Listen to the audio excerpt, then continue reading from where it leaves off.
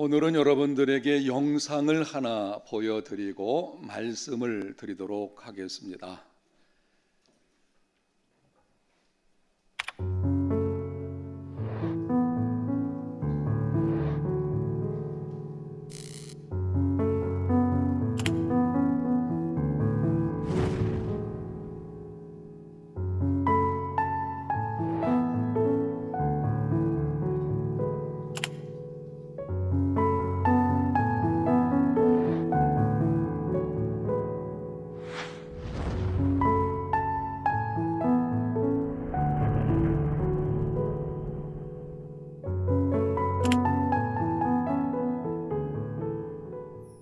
Wrote this song.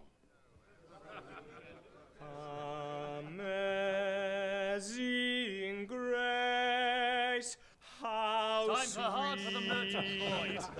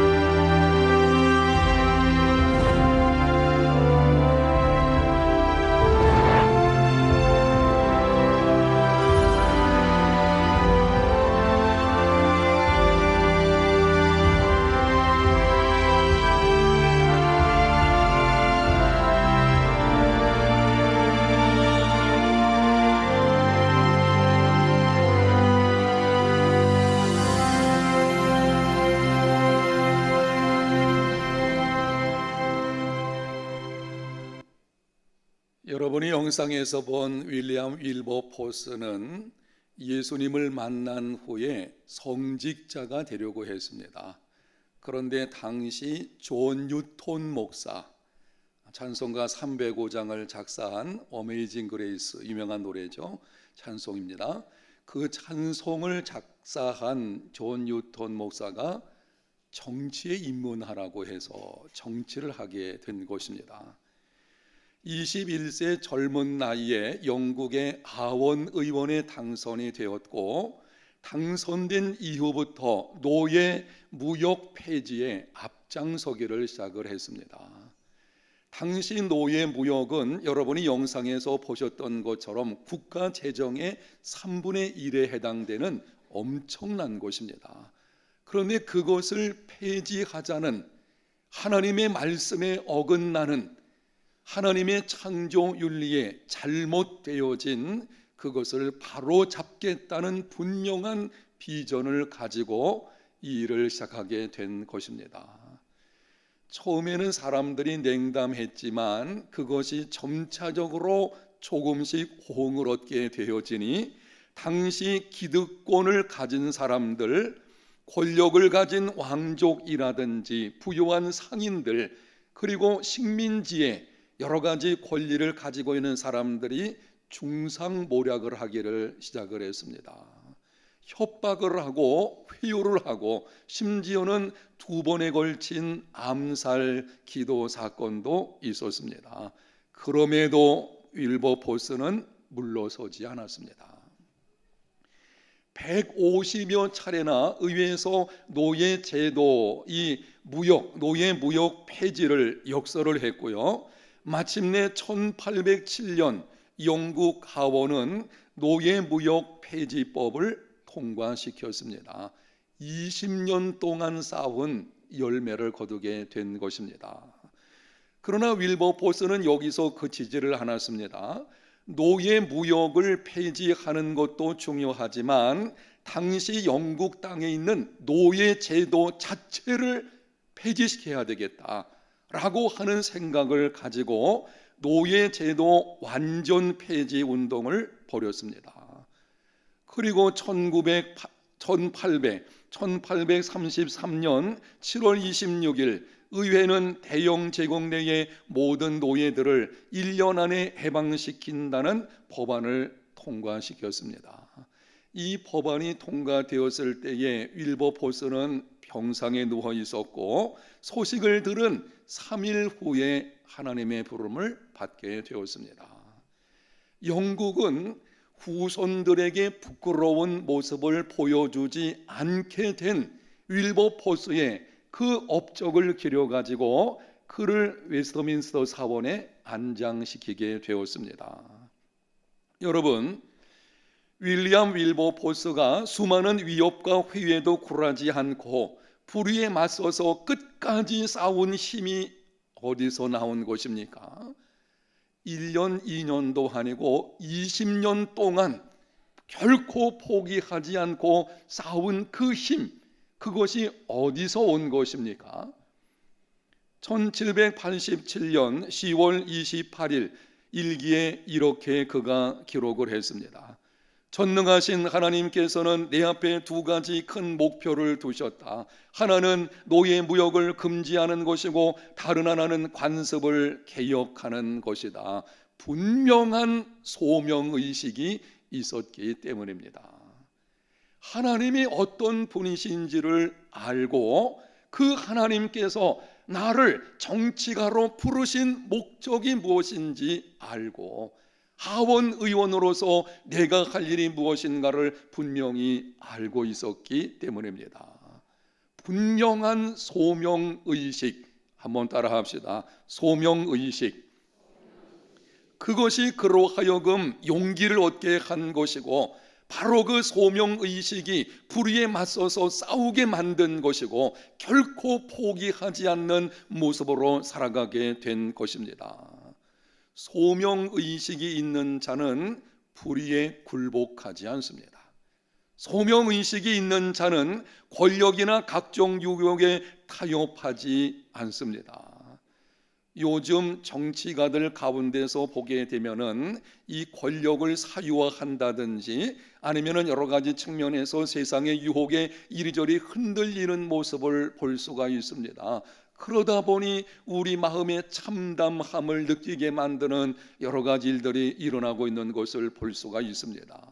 이 모든 원인들을 가만히 보게 되면은 소명부재입니다. 혹시 처음에는 소명을 가지고 출발했을지는 모르겠지만 시간이 흐를수록 그것이 흔들리게 된 것이고 소명이 없는 그 모습이 결국은 불행한 삶을 살아오게 만드는 것입니다. 소명의식이 삶의 모습과 인생의 성패를 결정합니다. 오늘 본문은 하나님께서 예레미야를 부르신 소명에 관한 것입니다. 오늘 소명에 관한 말씀을 여러분들에게 드리는 이유는 우리가 매 주일 성경 각 권의 1장을 살펴보고 있는데 오늘은 예레미야의 소명에 관한 것이기 때문에 예레미야만 소명받은 것이 아닙니다. 예수 믿는 모든 사람들이 하나님께로부터 소명받은 사람들이거든요. 그래서 소명에 관해서 여러분에게 말씀을 드리게 되는 것입니다. 예레미야는 일생 동안 유다 왕국에 대한 멸망을 예언했습니다. 사람들이 듣기에 좋은 말 하는 것은 어렵지 않습니다. 그런데 듣기에 거북한 말을 하는 것은 결코 쉽지 않습니다. 예레미야가 백성들 앞에서 그리고 많은 권력을 가진 사람들 앞에서 말하기를 이 민족이 멸망하게 될 것이다. 왕에게 말하기를 항복하는 것이 우리가 사는 것이니 바벨론에 굴복해야 합니다. 거짓 선지자들이 평안하다고 말할 때에 예레미야는 큰 소리로 외치기를 아니다. 우리가 바벨론에 항복하는 것이 사는 길이다. 쉽지 않습니다. 여러분 생각해 보세요. 우리나라가 외적이 침입해 왔는데 어떤 사람 말하기를 우리나라가 망할 것이고 그 외적에게 항복하는 것이 사는 길이다. 누가 그렇게 말할 수 있겠습니까? 근데 평생을 하나님 부름받은 이후에 그렇게 선포하게 되니 반민족적인 것으로 비춰지게 된 것입니다. 매국노로 오인을 받아 가지고는 수많은 환난과 핍박을 당했습니다. 반역자로 고소를 당했습니다. 감옥에 들어가게 되었습니다. 또 한 번은 깊은 구덩이 속에 던짐을 당하기도 했습니다. 계속되는 모욕과 멸시와 너무 힘들어 가지고는 한 번은 예레미야가 나 더 이상 이 선지자직을 감당하지 않겠다. 그래서 포기하려고 하는 생각까지 있었습니다. 그런데 그때마다 그의 마음속에는 하나님의 말씀을 선포하지 않으면 안 된다는 불붙는 심령이 타오르게 된 것이고, 그래서 하나님의 부름에 합당한 그 모습으로 심판과 회복의 말씀을 끝까지 선포하게 된 것입니다. 여러분, 무엇이 예레미야로 하여금 낙심 가운데서도 다시 일어나게 만들고 끝까지 하나님의 말씀을 선포하게 한 것입니까? 무엇이 그에게 이러한 힘을 준 것입니까? 오늘 본문 5절과 10절에 이렇게 기록을 합니다. 내가 너를 모태에 짓기 전에 너를 알았고 네가 배에서 나오기 전에 너를 성별하였고 너를 여러 나라의 선지자로 세웠노라 하시기로. 10절 말씀을 보겠습니다. 보라, 내가 오늘 너를 여러 나라와 여러 왕국 위에 세워 네가 그것들을 뽑고 파괴하며 파멸하고 넘어뜨리며 건설하고 심게 하였느니라 하시니라. 하나님께서 모태로부터 자신을 성별하여 부르셨다고 하는 것, 분명한 이 사실과 또 한 가지는 열국을 뽑고 파괴하며 파멸하고 넘어뜨리며 또 건설하고 심게 하는 심판과 회복을 선포하는 선지자로 부름받았다고 하는 분명한 소명의식을 가지고 있었기 때문입니다. 하나님이 나를 선택을 하셨고 하나님이 나를 선택하시고 부르실 때에 내게 주어진 사명이 무엇인지, 하나님이 나를 통해서 하시고자 하시는 것이 무엇인지를 분명히 알고 있는 소명, 바로 그 소명의식이 그를 붙들고 주는 것이고 끝까지 주어진 것을 감당하게 된 것입니다. 소명의식을 가진 자는 포기하지 않습니다.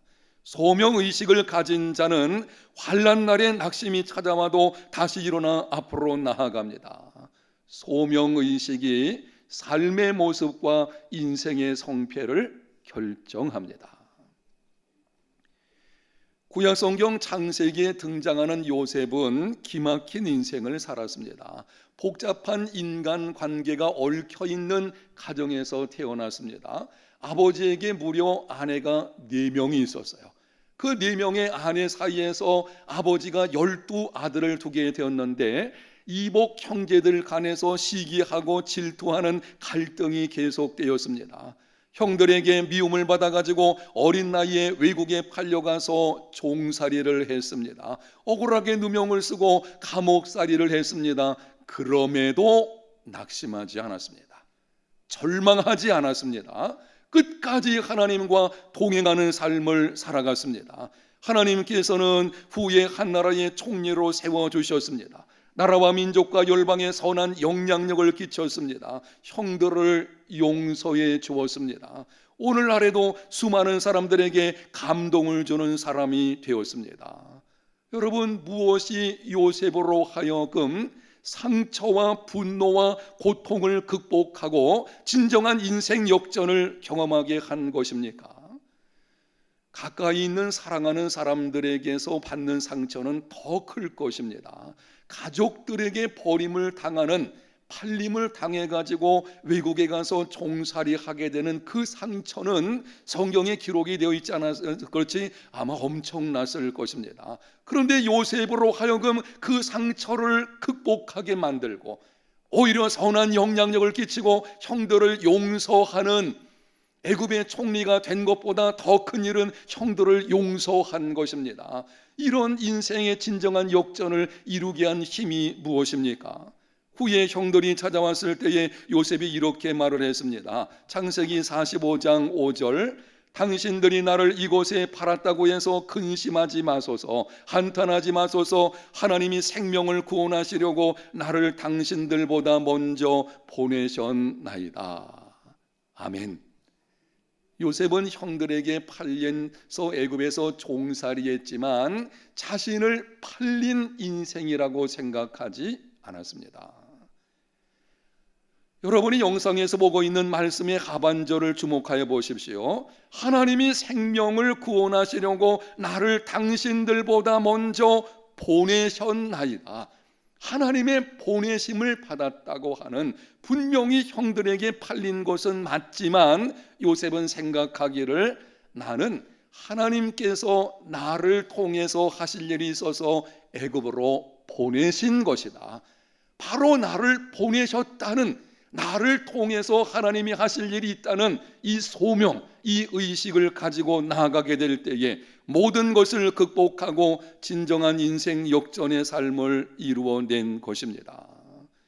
세상에는 두 종류의 인생이 있습니다. 팔린 인생이 있고 보내심을 받은 인생이 있습니다. 자신을 팔린 인생으로 생각하면서 살아가는 사람이 있고, 자신을 하나님께서 보내셨다는 그 의식을 가지고 살아가는 사람이 있습니다. 팔린 인생은 소명부재 인생이고, 보내심을 받은 인생은 소명의식 인생입니다. 이 둘 사이에는 엄청난 차이가 있습니다.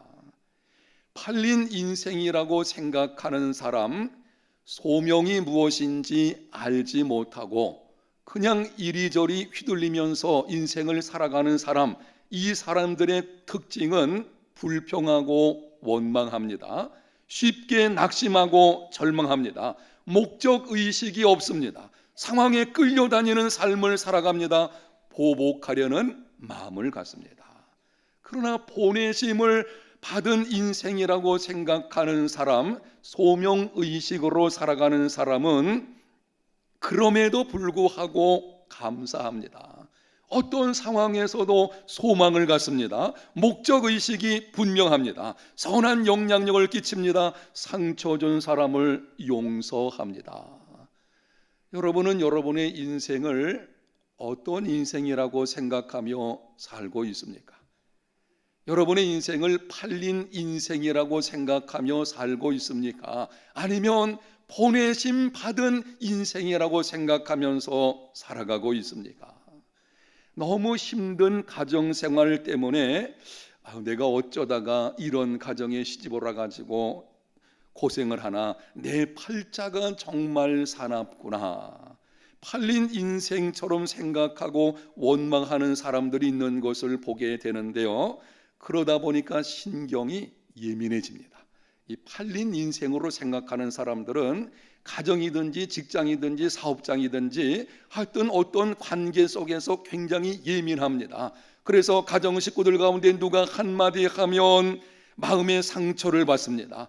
분노가 쌓이게 되고 심하면 우울증까지 찾아오게 됩니다. 명심하십시오. 우리는 어쩌다가 팔려온 것이 아니라 하나님께서 보내신 것입니다. 하나님이 이 가정으로 보내신 것이고, 하나님께서 나를 이 직장으로 보내신 것이고, 하나님이 나를 이 사업장으로 보내신 것이고, 하나님이 나로 하여금 사회적인 어떤 영역, 바로 그 속으로 보내신 것입니다. 예수님 믿지 않는 가정이라면 믿는 가정으로 세우시라고 보내신 것입니다. 혹시 배우자가 강도 같은 사람이어 가지고 너무 힘든 가운데 있다면 예수 믿는 나의 믿음과 삶을 통해서 그 배우자를 변화시키라고 하나님이 보내신 것입니다. 아무리 여러분이 둘러봐도 소망이 없는 가정이라면 그 가정에 소망이 있게 하시려고 나를 보내신 것입니다. 여러분, 가정만 그렇습니까? 여러분이 직장이 있는, 지금 있는 그 직장 혹은 사업장, 여러분이 거하는 여러 가지 삶의 환경, 바로 그곳으로 하나님이 보내셨다는 것을 생각하시고, 이제는 팔린 인생이 아니라 보내심 받은 인생으로 살아가는 삶이 되시기를 바랍니다. 생각을 바꾸십시오. 나는 결코 팔린 인생 아닙니다. 하나님께서 당신의 자녀들을 팔린 인생으로 두실 리가 없어요. 하나님께서 우리를 보내셨다는 것을 기억하고 여러분이 보냄받은 그곳에서 소명의식을 가지고 살아가는 믿음의 삶이 되시기를 축복합니다. 어떻게 하면은 소명의식을 가질 수가 있겠습니까? 소명의식이 삶의 모습과 인생의 성패를 결정합니다. 모든 사람들, 특별히 모든 그리스도인은 분명한 소명의식을 가져야 합니다.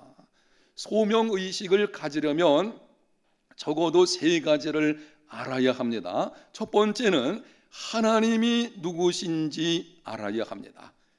오늘 본문에 보면 하나님께서 예레미야를 부르시면서 반복하여 이렇게 말씀하십니다. 5절 하반절, 너를 여러 나라의 선지자로 세웠노라. 10절 상반절, 보라 내가 오늘 너를 여러 나라와 여러 왕국 위에 세운다.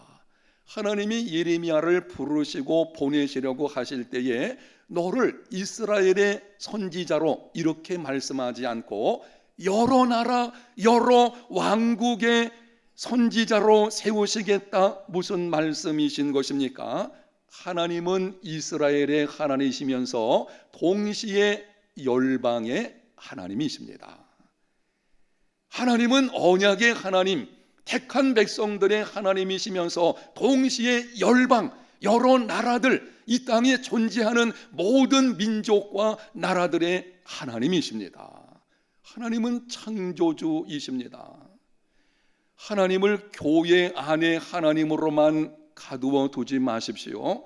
하나님은 세상 모든 영역, 교회와 가정과 지역사회와 나라와 민족과 열방의 하나님이십니다.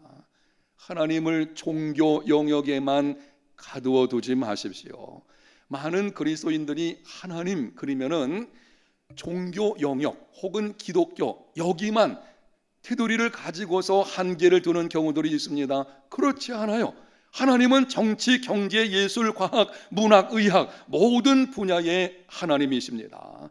죄와 관련된 것이 아니라면 모든 직업이 하나님의 일입니다. 교회 안에서의 일만 하나님의 일이 아니고 지금 여러분들이 세상 속에서 감당하고 있는 일들, 여러분의 직업, 여러분이 하고 있는 것들, 바로 그것 모든 것이 죄와 관련된 것이 아니라면 하나님의 일인 줄을 분명히 알고 하나님께 하듯하는 믿음의 삶이 되시기를 바랍니다. 윌리엄 포킨스라는 사람이 이렇게 말을 했습니다. 양을 치는 양치기의 행위는 재판장이 형을 선고하거나 혹은 행정장관이 행정 업무를 관할하고 혹은 목사가 설교하는 일과 마찬가지로 하나님 앞에서 훌륭한 일이다. 여러분에게 한번 확인하겠습니다. 들판에서 양을 치는 양치기의 일이 있습니다. 그런데 어떤 사람은 행정장관으로서 한 나라의 행정 업무를 관할을 합니다. 어느 것이 더 크고 중요한 것이겠습니까? 우리는 직업의 귀천을 가지고 있어서 그 사람은 별 볼 일 없는 사람이고 이 사람은 더 존귀한 사람이고 아니에요. 세상에 있는 모든 일들 하나님께서 세우신 것이기 때문에 다 소중한 것입니다. 이원론적인 사고방식을 조심하십시오. 그리스도인들이 이원론적인 사고방식을 가지고 있다 보니 교회 안에서의 모습과 세상 모습이 다른 것입니다. 교회 안에서는 하나님의 일로 생각해가지고 아주 진실함으로 정직하게 하죠. 그런데 세상 가서는 불의와 타협하는 일들이 비일비재하는 것을 보게 됩니다. 그리고 이런 생각하죠. 직장 생활하는 것, 돈 벌기 위해서 하는 것뿐이지 아니에요. 바로 그 직장의 일이 하나님의 일입니다. 그래서 교회 안에서 행하는 것처럼 정직하고 진실한 모습으로 여러분의 직장에서 사업장에서 여러분이 있는 그곳에서 그러한 모습으로 살아가야 되는 것입니다. 왜 그렇습니까? 하나님은 언약의 하나님이시며 동시에 창조주 하나님 모든 영역의 하나님이시기 때문입니다. 여러분 세상에는 평범한 사람도 없고 평범한 일도 없습니다. 이 땅에 존재하는 모든 사람들은 하나님께로부터 지음받은 특별한 존재들입니다. 이 땅에 있는 모든 일들은 하나님께서 세우신 소중한 것들입니다. 하나님 그분이 어떤 분인지를 분명히 알고 여러분이 있는 그곳에서 주님께 하듯 하는 분명한 소명을 가지고 살아가는 믿음의 삶이 되시기를 바랍니다. 두 번째로 그리스도인 나는 누구인지를 알아야 합니다. 모든 그리스도인에게는 두 가지 부르심이 있습니다. 부르심, 이게 소명 이렇게 볼 수 있는데요. 예수 믿는 모든 사람들은 두 가지 부르심을 가지고 있습니다. 하나는 죄로부터 불러내서 하나님 백성으로 부르신 것입니다. 다른 하나는 다시 세상으로 보내어 직업을 가지고 봉사하는 부르심이 있습니다. 하나님의 모든 백성들, 모든 그리스도인들은 세상으로부터 하나님의 백성으로 부름받은 사람들입니다. 동시에 하나님께로부터 세상으로 보냄받은 사람들인 것입니다. 세상의 소금과 빛으로 보내심을 받은 사람, 바로 그리스도인입니다. 명심하십시오. 예수님을 믿는 우리는 교회의 소금과 빛이 아닙니다. 예수님 말씀하시기를 너희들은 교회의 소금과 빛이다, 그렇게 말씀하지 않으셨어요. 예수님 하시는 말씀이 너희는 어디의 소금과 빛이라? 세상의 소금과 빛이라. 간혹 보게 되면은 교회 안에서 불의한 일이 있을 때는 적극적으로 나서 가지고 그것을 바꾸고 옳습니다. 개혁교회는 끊임없이 개혁되어야 합니다. 그러므로 교회 안에 문제가 있으면 그것을 계속 새롭게 바꿔나가야 될 것입니다. 그런데 문제를 가만히 보게 되면 교회 안에서는 그렇게 하면서 세상 속에서는 불의에 대해서 눈 감든지 아니면은 그냥 거기에 타협하며 살아가는 삶, 이것은 잘못된 것입니다. 그리스도인인 내가 누군지를 모르기 때문에 그런 일이 벌어지는 것입니다. 우리는 세상의 소금과 빛으로 보내심을 받은 사람들인 것입니다. 세상으로 나아가야 합니다. 여러분, 세상으로 나아가서 세상 속에서 그리스도인답게 살아가는 믿음의 삶이 다 되시기를 바랍니다. 온전한 그리스도인이 되어야 합니다. 교회 안에서나 세상에서나 동일한 모습으로 살아가는, 정말 하나님 앞에서 하나님의 부름을 따라 정직하고 진실하게 하나님의 의의를 세우며 살아가기를 힘쓰는 이러한 그리스도인의 삶이 다 되시기를 바랍니다. 세 번째는 나는 무엇을 위해 여기에 있으며 왜 그것을 해야 하는지를 알아야 합니다. 인생의 가장 중요한 질문 가운데 한 가지는 바로 여기 있습니다. 나는 무엇을 위해서 여기 있는 것인가? 그리고 왜 그것을 해야 하는가? 이 질문에 대한 바른 응답이 소명의식입니다. 여러분에게 한번 물어보겠습니다. 여러분은 무엇을 하기 위해 지금의 가정, 지금의 직장, 지금의 사업장, 그리고 어떤 영역에 있는 것입니까? 여러분은 왜 그렇게 하고 있는 것입니까? 이렇게 한번 여러분이 금주간에 해보시면 좋겠는데요. 직장에 출근하시거든 사무실에 앉아가지고 한번 물어보세요. 내가 왜 여기 있는 것이지?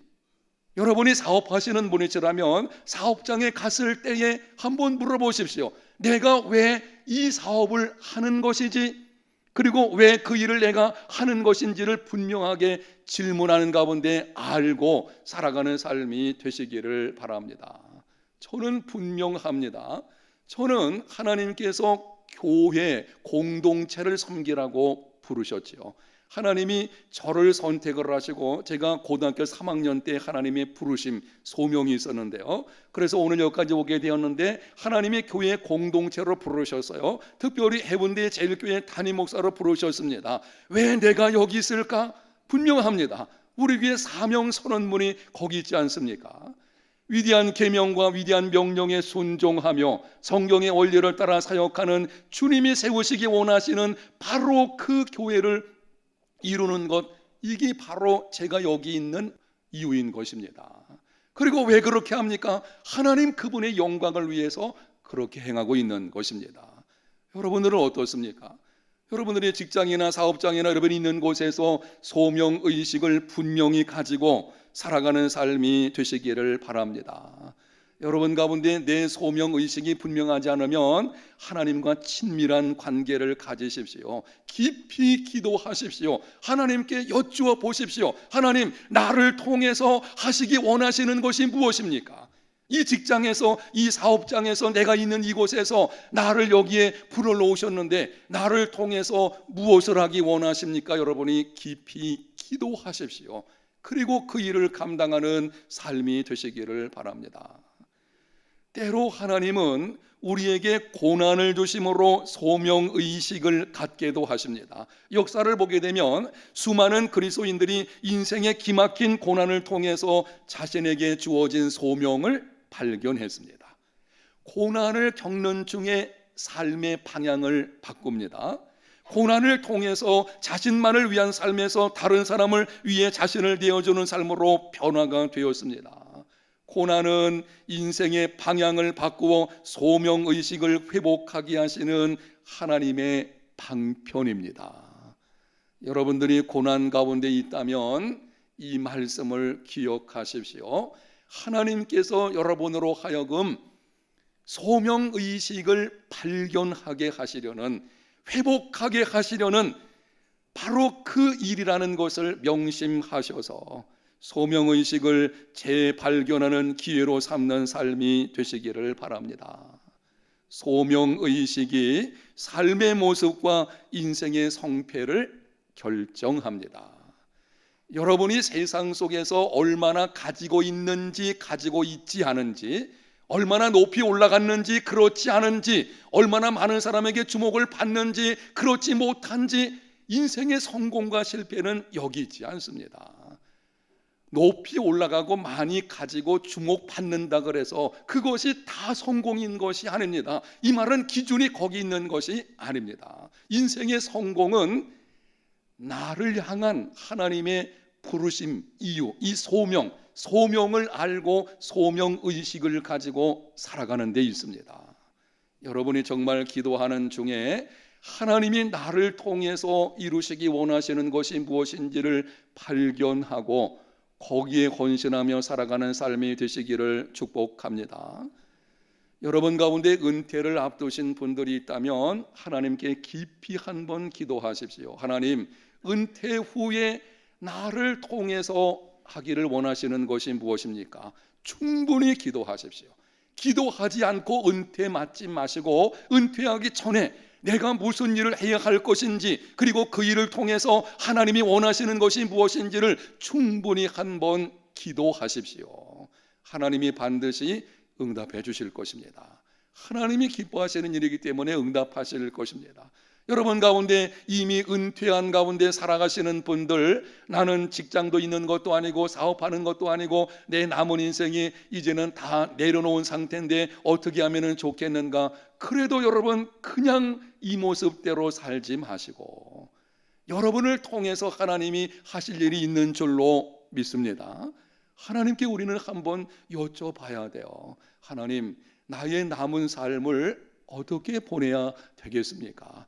나를 통해서 이루시기 원하시는 것이 무엇입니까? 한 번쯤 기도하셔서 정말 우리의 남은 인생을 그냥 팔린 인생처럼 여기저기 흔들리다가 대충 살아가는 것이 아니라 분명한 소명의식을 가지고 하나님 앞에서 살아갈 수 있는 우리 해운대 제일교회 모든 성도들이 꼭 되시기를 예수님 이름으로 축복합니다.